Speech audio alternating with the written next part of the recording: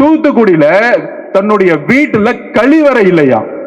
இதுதான் தமிழ்நாடு முன்னேறிய மாநிலமா? இதுதான் திராவிட 2.0வா?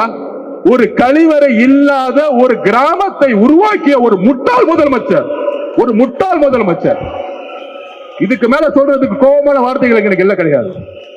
இதுக்கு மேல ஒரு முதலமைச்சர் இதை பத்தி பேச கொடுக்க வாய் வரலன்னா ஒரு பெண் குழந்தையை பெற்று வச்சிருக்காரு. அப்ப ஒரு முதலமைச்சர் இன்னைக்கு 12ஆம் கிளாஸ் குழந்தை காலையில எந்திரிச்சு காலை கடனை கடக்க கூட முடியாத வெளியில ஒரு கழிவறை அற்ற ஒரு மாநிலம் அது. நம்ம என்ன பீகார்ல இருக்கிறோமா, யூபியில இருக்கிறோமா?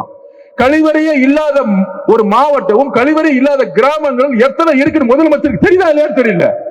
அப்ப கழிவறைக்கு போகாம, கழிவறைய வீட்டுல போகாம காட்டுல போகும்போது இங்க ஒரு ரேப் ஆகி வெட்டப்பட்டு நீங்க ஹாஸ்பிட்டல் உட்கார்ந்துட்டு இருக்காங்க.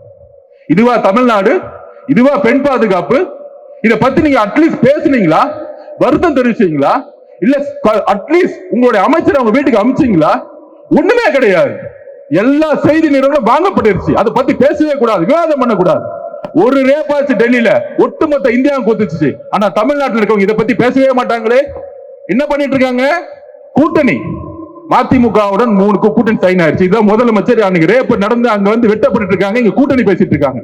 நீங்க அரசியல் தேர்தலை பேசுங்க. நாங்கள் மக்கள் பிரச்சனையை பேசி பேசி பேசி பேசி மக்களோட போயிட்டு இருக்கோம். நீ 22 கட்சி கூட்டணி உருவாக்கு, 32 கூட்டணி உருவாக்கு. ஆனா கூட்டணி கட்சி தலைவர் எல்லாம் கையை கட்டிக்கிட்டு மக்கள் பிரச்சனை பேசாம அமைதியா இருக்காங்க பாத்தியா? அங்கேயே அந்த எல்லா கட்சி தோழர்களும் தோத்துட்டாங்க. நீ 32 கட்சி வச்சுக்கோ, 42 கட்சி வச்சுக்கோங்க, தேர்தல் அரசியல் வெற்றி பெறவே முடியாது.